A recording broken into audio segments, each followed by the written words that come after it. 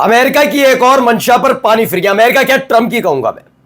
दरअसल straight of Hormuz के बाहर नाकेबंदी का तमाशा करने वाले अमेरिका के 3 शिप फूंक दिए गए। 3 शिप, जी हां, इन्हीं मिलिट्री शिप्स के जरिए वो लगातार नाकेबंदी का तमाशा कर रहा था। पहली बड़ी खबर दिखाऊंगा कैसे एक के बाद एक, एक के बाद एक, एक के बाद एक 25 ईरान के शिप स्ट्रेट ऑफ हॉर्मूज तक पहुंचे, जबकि नाकेबंदी का तमाशा था। स्ट्रेट ऑफ हॉर्मूज में ऐसे वक्त में घुसकर जब बातचीत, क्या दावा किया जा रहा है जल्दी इस्लामाबाद में बातचीत शुरू हो सकती है ईरान और अमेरिका के प्रतिनिधिमंडल के बीच, फिर से वही तमाशा करने की कोशिश जैसे पिछली बार की थी। लेकिन इस बार 3 शिप हत्थे चढ़े, कोई चेतावनी नहीं, कोई चुनौती नहीं, सीधे उन पर हमला कर दिया ईरान की सेना ने। दिखाऊंगा कि एक और शिप जैसे ही पास हुआ वैसे ही अमेरिका के राष्ट्रपति डोनाल्ड ट्रंप पागल हो गए, चीखने लगे, चिल्लाने लगे, और जानते हैं क्या कहने लगे? परमाणु जो बम है वो ईरान पर फूंक दो। इस पर बड़े अधिकारियों ने समझाया, थोड़ा सोच समझकर बोलिए, क्योंकि पहले से ही अमेरिका के राष्ट्रपति डोनाल्ड ट्रंप को हर कोई पागल करार दे रहा है। एक बार फिर से वही कहा गया कि इस भ्रष्ट, बेईमान और बेरहम आदमी को कुर्सी से हटा देना चाहिए। दुनिया भर में कैसे नेतन्याहू की थूथू हो रही है, क्यों? क्योंकि उनके एक मंत्री ने इस बार सारी हद पार कर दी। इस नफरती मंत्री ने एक फिलिस्तीनी बच्चे को अपनी गाड़ी से कुचलवा दिया। नमस्कार, मैं हूं प्रज्वल गौतम और आप देख रहे हैं टाइम्स एक्सप्रेस। सबसे पहले खबर क्या निकली है? The Iranian military has reportedly targeted 3 American ship that attempted to pass through the straight of Hormuz in the last 3 hours. बताया गया कि 3 अमेरिकन शिप हैं जिन्हें टारगेट किया गया है, और ये सारे के सारे कहां जा रहे थे? ये स्ट्रेट ऑफ हॉर्मूज में माहौल बना रहे थे। इससे पहले आपको याद होगा कि अमेरिका और ईरान का प्रतिनिधिमंडल जब आमने सामने बैठा था तब एक खबर आई थी। खबर थी कि स्ट्रेट ऑफ हॉर्मूज में एक डिस्ट्रॉयर, जो अमेरिका का डिस्ट्रॉयर है यानी कि युद्धपूत है, वो घुस गया है। वो ये ईरान की नजर में आया। ईरान ने चेतावनी दी कि वापस लौट जाइए। ये जानकारी पाकिस्तान में अपने प्रतिनिधिमंडल तक पहुंचाई कि आपके सामने अमेरिका का प्रतिनिधिमंडल बैठा है, उसको समझाइए कि स्ट्रेट ऑफ हॉर्मूज में घुसने की कोशिश कर रहा है युद्धपूत, ये नहीं होने दिया जाएगा, वरना 30 मिनट में उड़ा देंगे। वो भाग गया वहां से। एक बार फिर से इस्लामाबाद पहुंच रहे हैं, इस्लामाबाद में बातचीत होगी, दूसरे दौर की बातचीत है, ये तमाम बातें हो रही हैं। इन सब के बीच 3 और शिप वही करने गए थे। लेकिन इस बार खबर है कि ईरान ने कोई चेतावनी नहीं दी, किसी से शिकायत नहीं की, उसने फूंक दिए। 3 शिप का जानकारी है कि 3 बड़े शिप फूंके गए हैं। ये बड़ा हमला 3 अमेरिकन शिप और 3 घंटे के भीतर ये सब कुछ हुआ। अब ट्रंप का गुस्सा भी देख लो भाई, क्या बेचारा परेशान दूसरा आदमी, उसी के देश में उसी को लोग पागल सन की पता नहीं क्या क्या नहीं कह रहे। इन सब के बीच ईरान पर परमाणु हमला करने को तैयार थे ट्रंप। पूर्व CIA analyst Donald Trump Iran पर परमाणु हमला करने वाले थे, लेकिन जनरल डैन केन ने उन्हें रोक दिया। पूर्व CIA एनालिस्ट लैरी ने कहा कि ईरान द्वारा अमेरिकी विमान गिराए जाने से ट्रंप बहुत गुस्सा हो गए थे और अपने अधिकारियों पर चिल्ला रहे थे। व्हाइट हाउस में यह आदमी चीख रहा था, चिल्ला रहा था। हमने आपको खबर एक एक दिखाई थी कि कैसे इनके कई जेट गिर गए, F सीरीज वाले। हमने दिखाया इनका ब्लैक हॉक हेलीकॉप्टर गिर गया। हमने दिखाया आपको कि कैसे इनके जो स्ट्रेटो टैंकर होता है, यानी कि रिफ्यूलिंग टैंकर्स होते हैं, वो 8 खत्म हो गए सऊदी अरब में खड़े खड़े। हमने ये भी दिखाया आपको C-130 मार गिराया, A-10 मार गिराया, कितने प्लेन मार गिराए गए इनके, लगातार हमले। अब इन सब के बीच खबर आई थी कि जिस तरीके से एक एक करके उसके जेट और प्लेन्स गिर रहे हैं, इसे ये खबर पहुंचते ही डोनाल्ड ट्रंप पागल हो गए और वो तुरंत वहां पर व्हाइट हाउस में अपने अधिकारियों पर चिल्ला रहे थे और कह रहे थे परमाणु अटैक करिए। लेकिन जनरल डैन केन आए, उन्होंने क्या फिजूल की बातें करते हो, मत करो। इतना सब होने के बाद तो ये हंस रहे, अगर ये किया तो और देशों के पास भी परमाणु हथियार है, कहीं ऐसा ना हो फूंक दिया जाए अमेरिका। इसलिए शांत, थोड़ा शांत, ठीक है ना। आइए अगली खबर दिखाते हैं। Over 25 Iranian linked oil and gas tankers successfully evaded US blockade in the straight of Hormuz.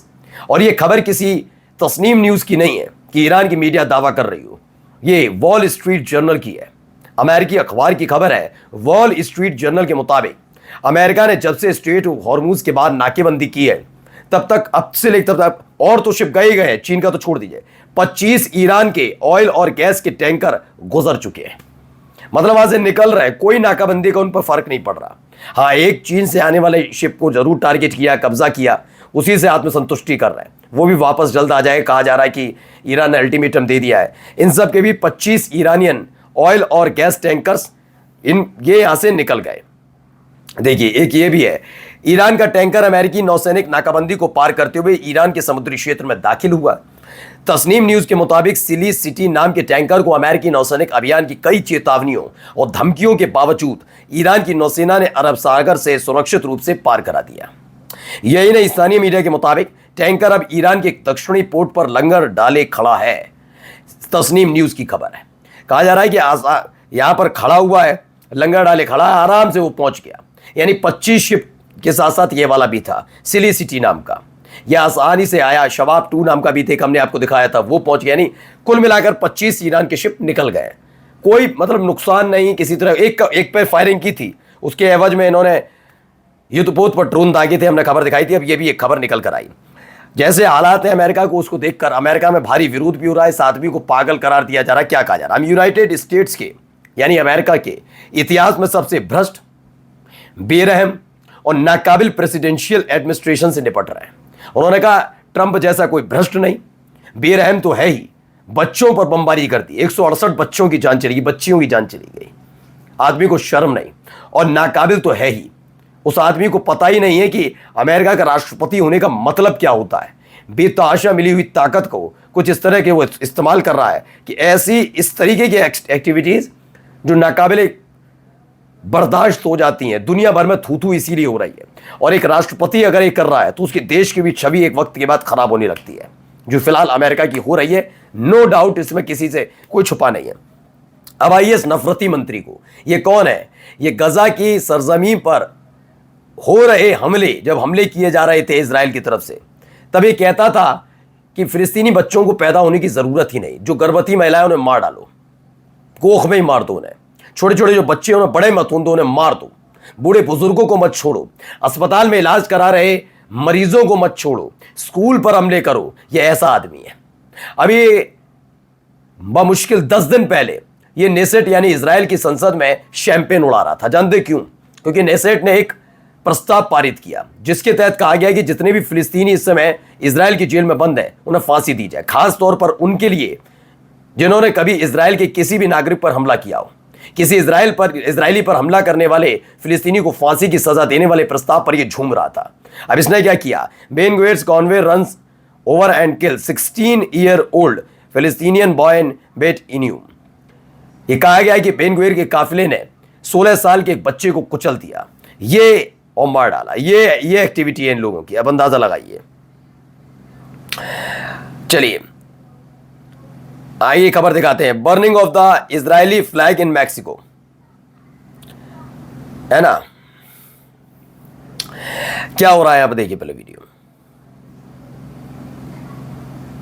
ये देखिए, ये जला तैयारी चल के की जा रही है।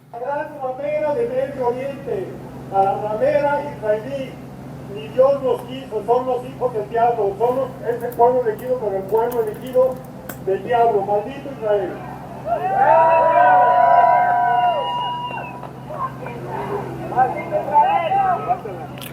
तो burning of the Israeli flag in Mexico, the world hates Israel, ये कहा जा रहा है।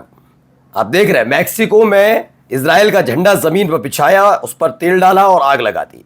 यही नहीं, ईयू पर दबाव बना रहे हैं उसके सदस्य देश यूरोपीय यूनियन पर कि एक मीटिंग बुलाए और डिस्कशन के लिए, जिससे इजराइल के साथ ईयू ने यूरोपीय यूनियन की कोई भी किसी भी तरह की ट्रीटी हो, हथियार वाली नहीं, किसी भी तरह की, वो रद्द की जाए। कौन कौन कह रहा है? स्पेन, स्लोवेनिया और आयरलैंड ने यूरोपीय यूनियन पर दबाव बनाया है। फिलहाल थू तो हो रही है पूरी दुनिया में इजराइल की। नमस्कार।